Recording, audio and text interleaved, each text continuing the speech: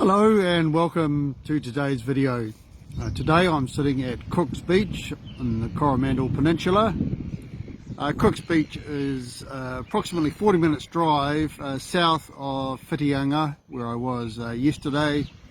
Whitianga is out over my right shoulder over there. So about a 40 minute drive out from the beach and back inland and then back out to Whitianga. It's only about a 5-minute ferry trip. There is a ferry that goes across from just up the way here. Cook's Beach, that's named after James Cook, or Captain James Cook, who was, well, I guess the first known European to land in New Zealand and claim New Zealand for the Queen, so to speak. I think 1769 he anchored in the bay behind me. So he relates, or he's been a prompt for today's video, and the topic that I'm going to talk about today I've called Conscious Exploration Disclosed, which sounds kind of complex, but I don't think it is. I'm going to make it as clear as possible from my perspective. Just a few more things about the area. So Whitianga itself, also known as Mercury Bay. So when James Cook travelled here, it was from Mercury Bay that he and his astronomer on board, they traced the transit of the planet Mercury across the Sun. So more to do with that exploration, I guess. And also, where I am now is believed to be the landing place of Kupe. And Kupe was the mythical original person from East Polynesia, believed to have discovered New Zealand from I guess humanity's point of view. You know, probably based on some factual happenings, because definitely the migration of the Polynesians did come from somewhere in the Pacific to New Zealand. So Kupe, definitely legendary in New Zealand, believed to have fished up New Zealand effectively, but I guess that was an analogy or a metaphor for finding New Zealand. So I'm in a spot which has a lot to do with exploration. And just as a slight aside, Kupe was believed to have come from East Polynesia, which is in the area of Tahiti, Rarotonga, and a place that is mythical again, Hawaii, which is believed to be the mythical homeland of the Polynesians. So in New Zealand, the Maori people are believed to be literally our original settlers, although there is some scientific debate about all of that. And at the northernmost point of New Zealand, Cape Reinga, which I have travelled to 2 or 3 times, it is believed from there, and specifically there's a spot there called Spirits Bay, it's believed from there that the soul of the being leaves New Zealand to return to this to their original homeland, Hawaii. So just more of that whole spiritual travel, what's beyond what we might generally believe to be the case in terms of the cycle of life and death.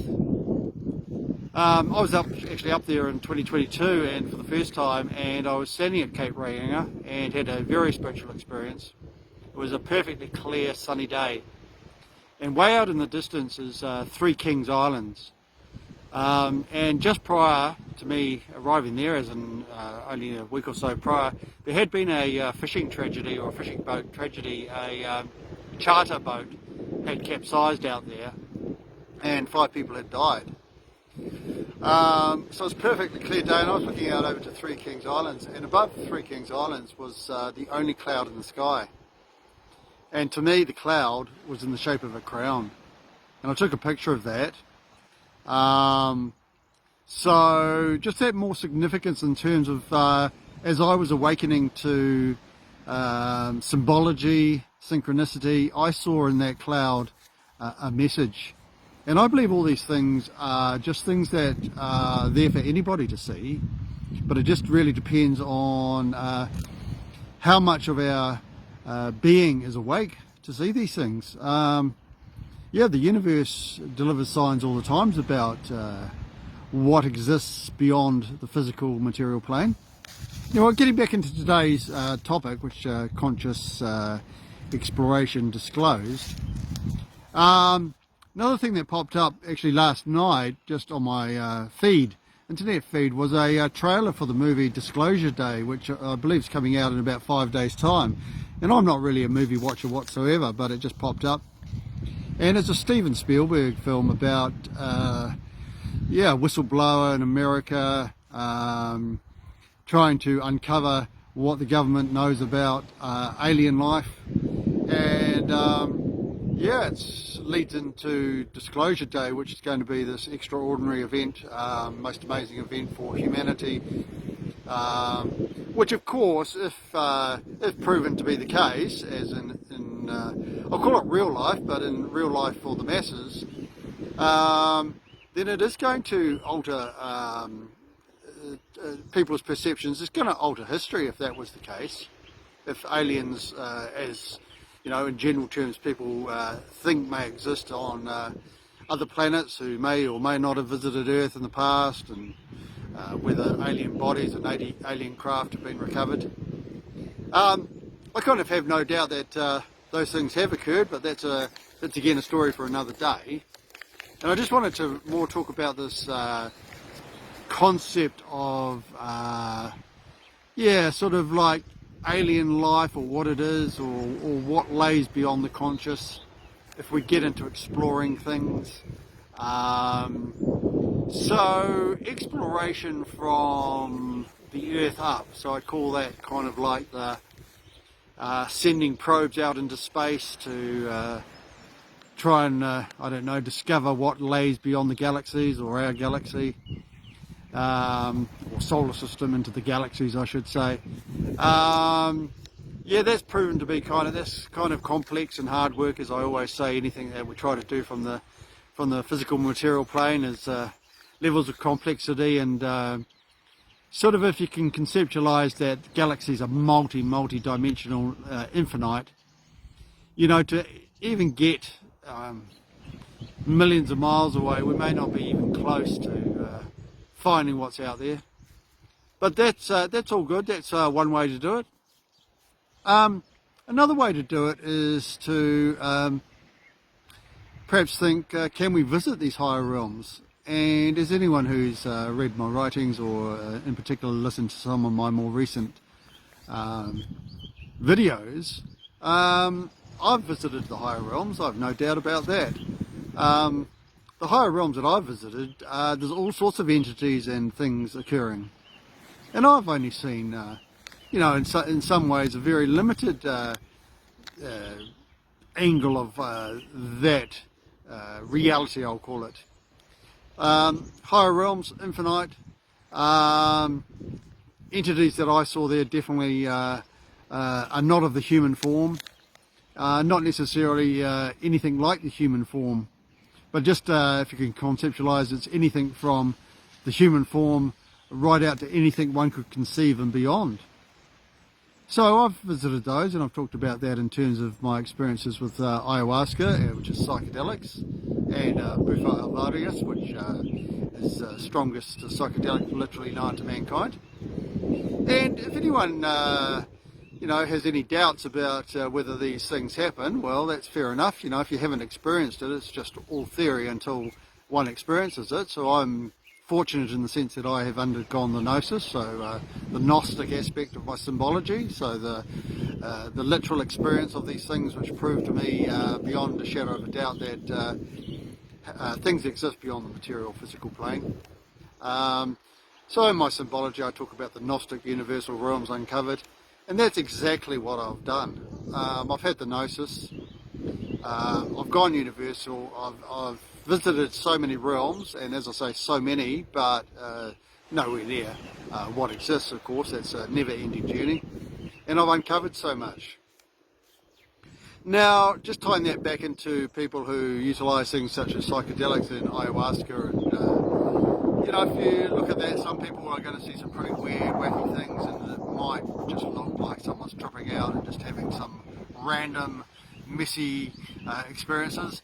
And yeah, I dare say that can occur. I mean, almost certainly that does occur. But then there's a proportion of people, and I will include myself in that, who can or have been fortunate enough to have seen things in enough detail to be able to discuss, put them down in a written form, perhaps a coherent written form, such that it explains or it describes things that I believe and others believe most definitely exist beyond the material physical plane or realm that we know. So delving into consciousness and delving into the spiritual world, it's kind of a never-ending journey.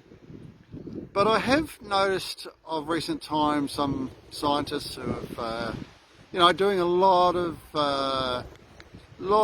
study into this.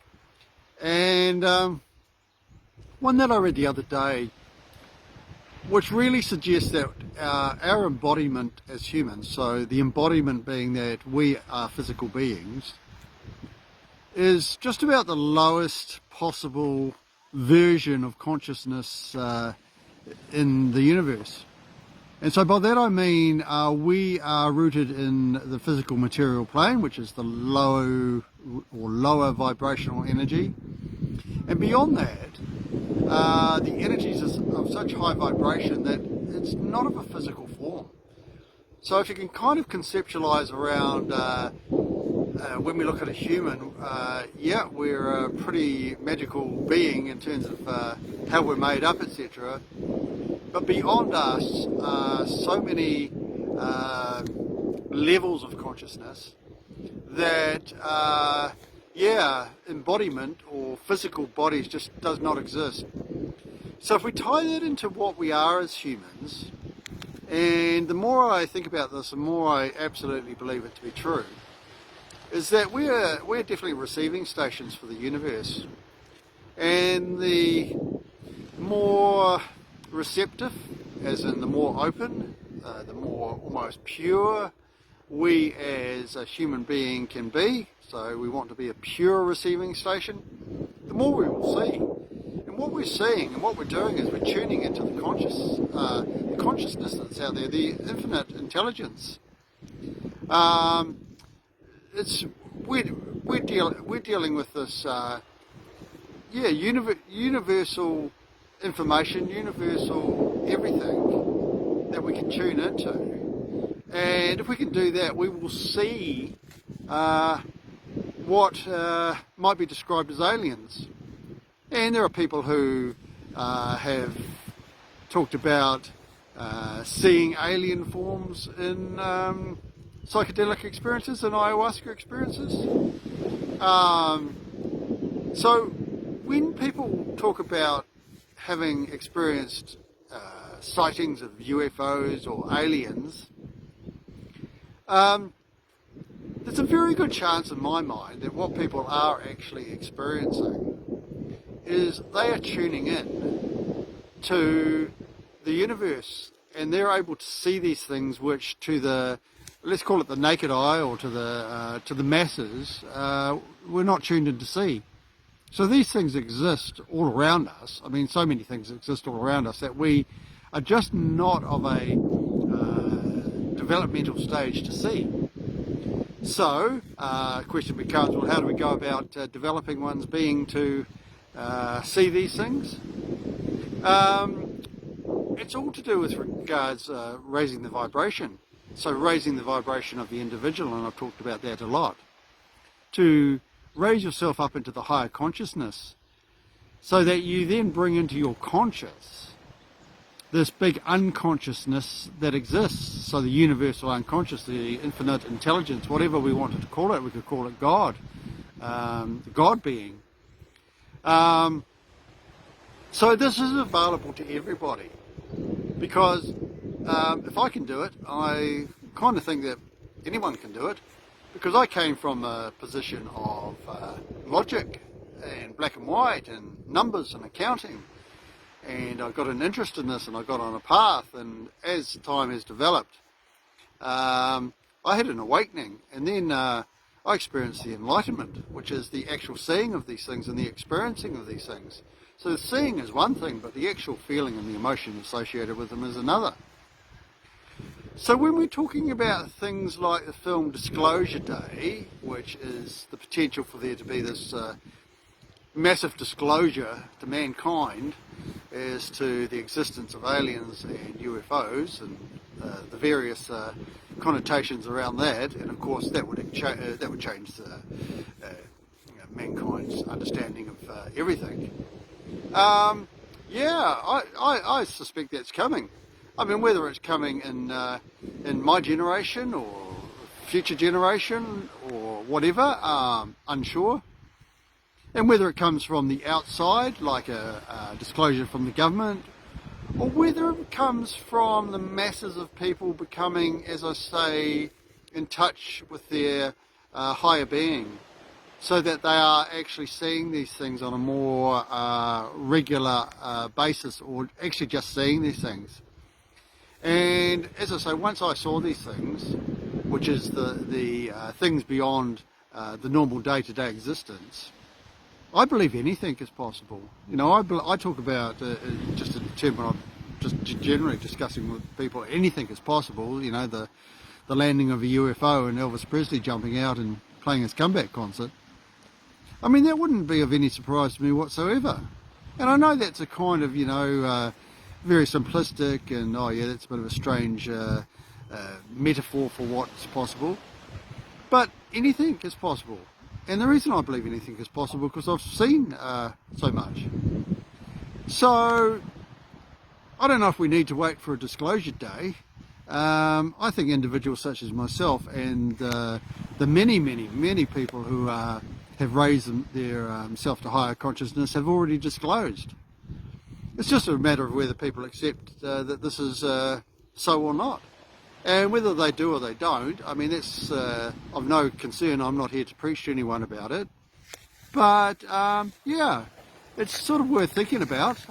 So if anyone's interested, get on the path. Find your things that raise your consciousness. And who knows what you might experience before Disclosure Day turns up.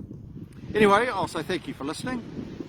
I'll ask that you enjoy the journey, and we will meet when we should. And as always, I offer you Namaste.